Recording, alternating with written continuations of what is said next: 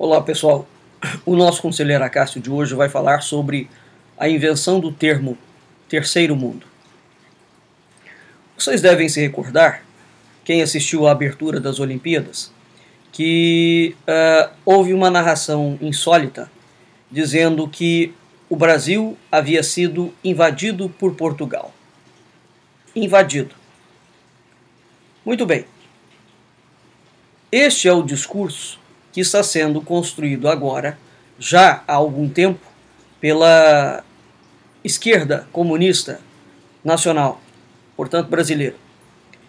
E este discurso que está sendo construído está em absoluta e perfeita consonância com um outro discurso mais amplo ainda, que é o discurso da América Latina.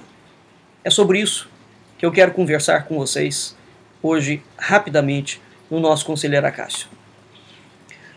Quando nós analisamos historicamente os documentos, a criação do Brasil, que é, gostando dos comunistas ou não, um feito único e exclusivo de Portugal, não foi um feito de africanos e não foi um feito dos nativos, dos indígenas. O Brasil, enquanto nação, é uma construção de Portugal. Nós vamos analisar historicamente o que foi acontecendo com os documentos. Então, em 1500, o Brasil não é descoberto em 1500. Em 1500 dá-se a tomada política do Brasil por Portugal, que já era conhecido de Portugal há muito tempo. Para vocês terem uma ideia do imbróglio dessa questão, no século XII, XIII, invade a Europa uma sequência de pratarias que são levadas para a Europa pelos templários. De onde veio essa prata? Essa prata não sai da Europa. Essa prata veio diretamente do que hoje nós entendemos como América, das Américas, e foi levado pelo carregamento templário para a Europa. Mas vamos voltar ao nosso tema. Mais à frente, ao final, eu volto a ele novamente. Então nós temos uma evolução dos termos. O Brasil, portanto, em 1500 é descoberto por Portugal. Depois a terminologia muda. O Brasil passa a ser colônia de Portugal. O indivíduo que constrói este termo colônia e que diz que o Brasil havia sido colônia de Portugal foi, precisamente, José Bonifácio de Andrada e Silva e Dom Pedro I. Isso gera um problema enormíssimo de documentação que a República vai ampliar. Mas o termo colônia utilizado e construído por José Bonifácio não terá nenhuma relação com o termo colonizadores utilizado posteriormente e construído posteriormente durante o período republicano. É preciso separar. Portanto, a palavra colônia tem duas implicações. Depois nós temos ligado a esse movimento a ideia de que o Brasil foi conquistado por Portugal. Isso em todos os livros de historiografia. E atualmente nós temos uma linha historiográfica que está defendendo a proposta de que o Brasil foi invadido por Portugal. Bom, uma vez que as palavras têm consequências, porque as palavras designam coisas muito precisas. Uma vez que o Brasil tenha sido invadido por Portugal, isso significa que a tradição histórica brasileira não pertence a Portugal. Esse é o primeiro ponto. E entre as implicações indiretas e também diretas dessa narrativa está a ideia da ilegalidade da própria Casa Imperial Monárquica brasileira, uma vez que o Brasil foi invadido por Portugal. Não é? E a Casa Imperial Monárquica brasileira é herdeira, sucessora e sucedânea direto da Casa Real de Portugal. Pois muito bem. Então, uma vez que o Brasil foi invadido, isso significa que essa invasão é ilegal. Não é? Pois muito bem. Se o Brasil foi invadido e essa invasão, por conseguinte, é ilegal, o Brasil deve ser libertado dos invasores. Quem são os invasores? Portanto, diretamente aqui nós temos a história ligada à Casa Real portuguesa. E por tabela, direta à monarquia brasileira. Muito bem, se o Brasil foi invadido e deve ser libertado, ele será libertado por quem? Esta é a questão. Pelos comunistas. Como? Através de um projeto que os comunistas criaram chamado Terceiro Mundo. Vamos analisar. Napoleão Bonaparte constrói o termo América Latina. Quem inventa este termo é Napoleão Bonaparte. Quando Napoleão Bonaparte o faz, ele opõe a Europa culta e civilizada à América. Então diz que existe já uma diferença racial entre os europeus e os americanos. Né? A partir, veja, é a França. Napoleão Bonaparte, a França historicamente, durante todo o período da história da Europa, a França sempre foi um país dado a altíssimas traições contra a cultura ocidental cristã. Vamos nos recordar que é somente um fato. É precisamente a França que destrói os templários, persegue os templários, junto com o Papa Urbano. É precisamente a França que inicia o processo de extermínio de todas as casas reais europeias e instaura a Revolução Francesa, que é uma das coisas que ainda será revisto historicamente. Pois muito bem. Então, Napoleão Bonaparte inventa o termo América Latina. Geralmente pensa-se que o termo América é originário de Américo Vespúcio. Ledo engano. Esse continente sempre se chamou América. Esse livro aqui, entre outros documentos que são considerados apócrifos, fala disto claramente. Então, quando os europeus chegam aqui, este continente já se chamava América. É o termo. Ele simplesmente mantém a terminologia. Tanto é que há cartografias e documentos portugueses em que o Brasil é chamado de América Portuguesa. Né? Então o nome do continente não é derivado de Américo Vespúcio. Mas veja, Napoleão Bonaparte, portanto, cunha um termo chamado América Latina. E é curioso essa construção desse termo, porque Portugal é um país que fala língua latina, mas Portugal não é um povo latino. Certo? Portugal é originário dos celtas e dos íberos, entre outros povos, os godos, os ostrogodos, etc. A França é um país que fala língua latina, mas a França não é um país latino. Qual seria, dentro da Europa, um país latino autêntico? Talvez a Itália. Mesmo assim, com algumas ressalvas, por exemplo, a Calábria não poderia entrar nesse contexto. Né? Então, Napoleão Bonaparte, ao construir essa terminologia falsa América Latina, Napoleão Bonaparte certamente tem uma intenção por trás. Não vamos entrar nisso aqui agora. Muito bem. Depois do termo América Latina, em que Napoleão já opõe e o seu projeto imperialista, é preciso lembrar que Napoleão tinha um projeto imperialista de domínio da França dominando o mundo. Depois do termo Napoleão de América Latina, os comunistas constroem o termo Terceiro Mundo. Isso por volta da década de 40. Este livro aqui é um livro importantíssimo de um francês, Jean Sévillard, O Terrorismo Intelectual, de 1945 aos dias atuais. Vou ler para vocês algumas construções históricas curiosíssimas que estão perfeitamente integradas à agenda que todos os partidos comunistas brasileiros vêm defendendo. É o seguinte. Durante todo o século XX, o comunismo fez uma remodelação linguística. Então, todas as vezes que eles criam uma terminologia nova, essa terminologia nova, por trás dela, existe uma ideologia implicada nela. Bom, se a palavra terceiro mundo não existia, e não existia mesmo, porque, curiosamente, o mundo era dividido em 3 regiões por sua claridade de território. Haja visto que nós temos os clássicos mapas T. Eram mapas que o mundo era dividido consoante os herdeiros de Noé: Caim, Jefé e Sete. Europa, Ásia e África. Então, isso eram os clássicos mapas T que nós encontramos. Quando a América é descoberta, não é? O que nós temos? Surge nos mapas de cartografia medieval o chamado Quarto Mundo, ou Terra Ignota.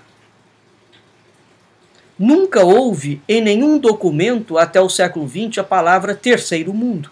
Isso não existe. Essa terminologia é criada pelos comunistas. Pois muito bem. Então, o que vai acontecer? Eu vou ler aqui para vocês.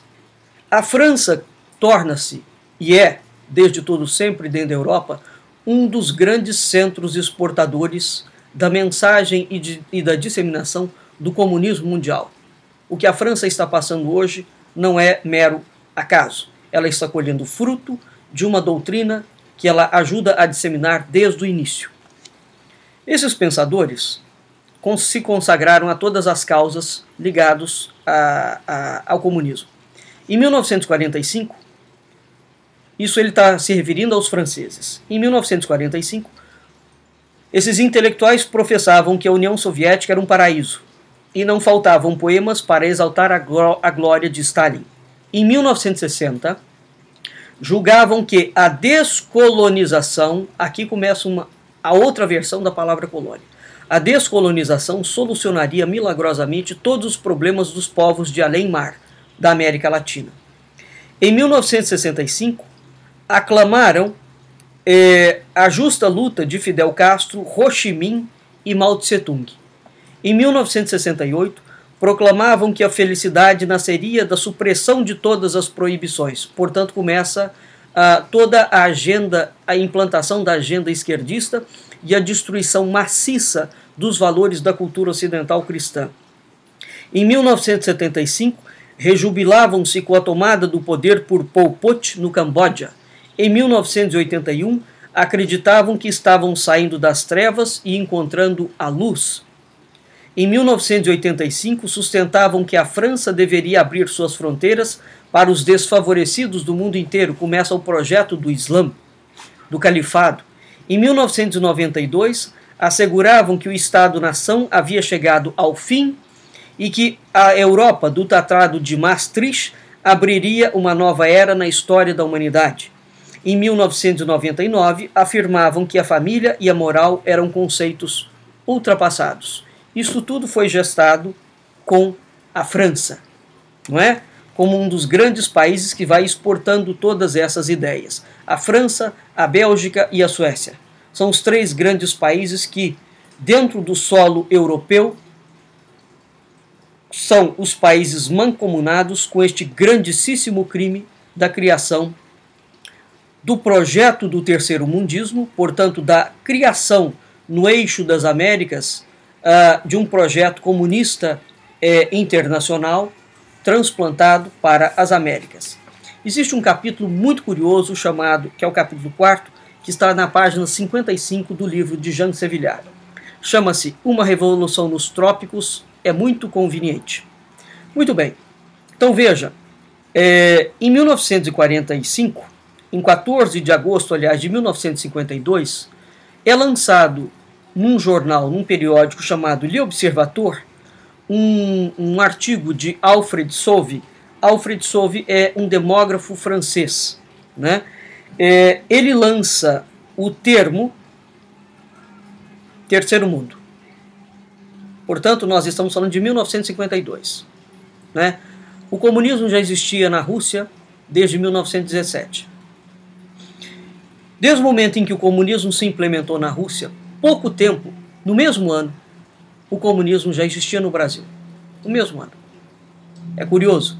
Isso significa que já haviam células comunistas implementadas aqui e que, portanto, o projeto do Terceiro Mundo leva algum tempo para ser oficializado. Em 1952, a França lança, portanto, esse artigo no L'Observateur, onde é cunhado expressamente o termo Terceiro Mundo. Muito bem. O que vai acontecer? esse terceiro mundo passa a ser tido como um mundo que foi explorado pelos brancos europeus malignos. A França nunca entra no rol dos brancos europeus malignos. Os brancos europeus malignos que exploram o terceiro mundo são precisamente Portugal e a Espanha. Notadamente Portugal, porque a Inglaterra também não entra no rol dos europeus malignos, né? Então, ao construir o termo terceiro mundo, emerge dentro de trabalhos acadêmicos internacionais as nações da África, da Ásia e da América Latina. Esses povos e esses continentes emergem como continentes maltratados pelo imperialismo capitalista yankee, não é? Veja, os Estados Unidos não têm nada a ver com a colonização das Américas, e nem da África, e nem da Ásia. Entretanto, o capitalismo capitaneado falaciosamente pelos Estados Unidos emerge como o grande monstro destruidor da África, das Américas e da Ásia. Muito bem. E aquele termo que havia sido cunhado, América Latina, por Napoleão Bonaparte, aonde você opõe uma Europa erudita e rica a uma América pobre e inculta, passa a ser largamente explorado pelos comunistas, né? Então, a partir desse artigo do L'Observateur, constrói-se definitivamente o argumento de que África, Europa e Ásia são continentes e países sufocados pela pobreza, e você cria o discurso da dialética do oprimido e do opressor. E a partir do momento, o projeto comunista começa a criar a necessidade de construir a chamada revolução nos trópicos, não é? E emerge, portanto, toda uma construção teórica e ideológica da esquerda comunista nacional e internacional comprometida com os chamados movimentos revolucionários, né? Veja que o comunismo na Europa é um movimento de guerra. Em todas as Américas ele não será um movimento de guerra, ele será um movimento de guerrilha, correto? E esse movimento de guerrilha virá a ser conduzido, virá a ser feito pela esquerda revolucionária, onde ela está diretamente comprometida com este projeto do comunismo. Muito bem, de lá para cá, este projeto como um todo foi aumentando consideravelmente, até o ponto de haver a construção desta entidade chamada Foro de São Paulo. Pois muito bem, voltando, portanto, às Olimpíadas. Quando as Olimpíadas brasileiras falam que o Brasil foi invadido por Portugal, isso está em perfeita consonância com todo este projeto que vem sendo construído pela França desde o século XIX e pelas organizações comunistas, pelo chamado Movimento Comunista Internacional, que já existia ativo, ao contrário do que se propaga, no século XIX, dentro da Rússia. Pois muito bem, este livro aqui, A Descoberta da América, de Marianne Manlott, mostra, bem como todas as descobertas dos chamados crânios de Paracas. Crânios de Paracas são aqueles crânios alongados que é atribuído teoricamente a uma presença extraterrestre. Os crânios de Paracas comprovam, o DNA dos crânios já comprovou que aqueles crânios têm DNA mitocondrial de indivíduos da África e de indivíduos da Europa. Portanto, isso equivale a dizer que quando os portugueses chegam aqui em 1500, já existia uma rota transatlântica entre as Américas e a Europa. Repito, este livro aqui mostra já um enormíssimo contato migratório entre o continente europeu, o continente africano e o continente da América. Há inúmeros outros livros seríssimos que falam sobre isso, mas uma prova incontestável de que já existia comércio, trocas comerciais, trocas entre povos, diálogos interraciais, está precisamente na análise dos crânios de Paracas, correto? Portanto, quando os templários levam a prata para a Europa no século XIII, essa prata era originária da América Latina, né? E os templários, como exímios comerciantes, entram. Essa é a razão pela qual, quando as caravelas da Ordem de Cristo, que é a herdeira e sucedânea direta da Ordem do Templo de Portugal, chega ao Brasil em 1500, os nativos indígenas recebem aquela gente de uma forma absolutamente amistosa. Por quê? Porque já havia contato. Tanto é que a passagem da frota de Cabral pelo Brasil é rapidíssima. Ora, a não ser que os portugueses sejam dotados de um grau de estupidez absolutamente divina, quando você chegou numa terra que você não conhece, você fica ali na terra, nem desce do navio e vai embora rapidamente e manda um outro navio voltar, porque a verdadeira certidão de nascimento do Brasil não é a carta de Pedro Álvares Cabral. Isto é uma burla. Não é a carta de Pero Vaz de Caminha. Isto é uma burla. Isto é uma farsa. A verdadeira certidão de nascimento do Brasil é a carta do mestre João Faras, que não faz nenhuma menção a nada que faz a carta de Caminha. Ele faz uma menção a duas coisas importantíssimas. Fala: mande Vossa Alteza, Dom Manuel, verificar o mapa que tem Pero Vaz bisagudo, que mostra que esta terra, portanto, o Brasil, a terra de Santa Cruz, pertence de Vossa Alteza. Então mande Vossa Alteza ver este mapa que está com Pero Vaz bisagudo, mapa esse que já constava do livro famoso chamado O Esmeraldo de Cito Orbis, de Duarte Pacheco Pereira, que era um dos indivíduos que fazia parte da esquadra de Cabral. Pois muito bem, além disto, o mestre João Faras faz uma referência ao posicionamento astronômico do grau 17 da constelação do Cruzeiro do Sul, em perfeita consonância com o chamado mito da profecia de Eurique. Nós não vamos entrar nisso agora. Portanto, é gravíssimo o que esses esquerdopatas comunistas criminosos inventaram e colocaram para o mundo inteiro, que o Brasil foi invadido por Portugal. O projeto do terceiro mundo é precisamente o projeto que está em curso e que é defendido pelo Foro de São Paulo. É preciso entender, porque é na esteira deste projeto que estão as ideologias de gênero, que está os movimentos revolucionários, que estão a destruição da família.